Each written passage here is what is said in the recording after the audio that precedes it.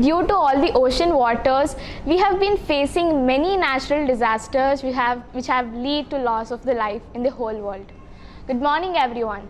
I am Sohna from grade 8 studying in Laurel High Global School, and today I am here to present about a small climatic and weather change which leads to a huge loss in different parts of the world.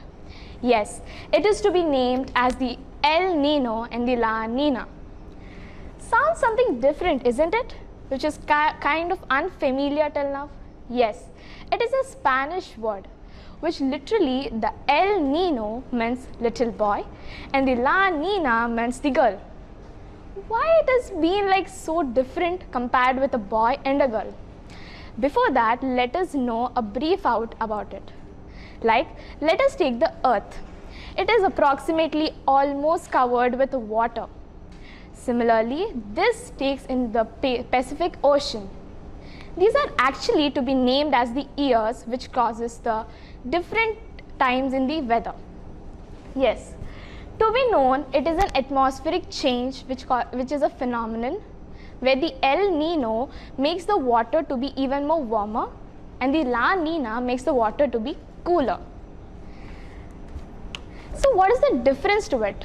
Like, the ocean plays a very important role in the Earth's weather. So when there is a change in these oceans, automatically the weather changes. How? Like when the Pacific Ocean starts to pass by and when it merges with the cool water, there will be a change in the weather. So if the winds give a bright and very huge breeze out, this water slowly moves. And when there is a huge breeze which is than the usual, automatically the warmer and the temperature of the water changes. Now there is a big difference. Of course, the both of them meet at the same Eastern Pacific Ocean, but as I've already earlier to be said, the El Nino makes the water to be cooler, whereas the La Nina makes the water to be warmer. 10 seconds left. Yes.